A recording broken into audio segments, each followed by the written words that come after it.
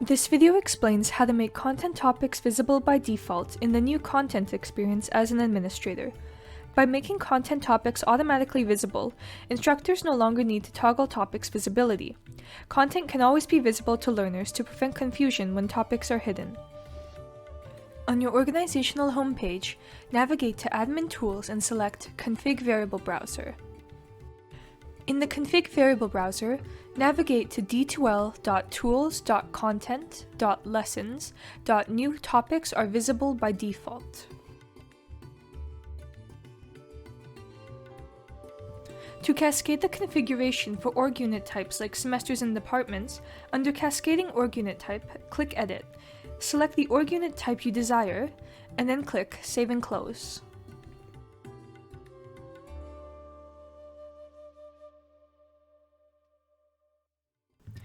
To add a specific org unit, under Override Values, click Add Value.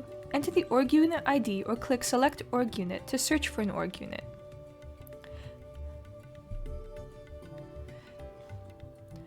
Change the value to On and click Save.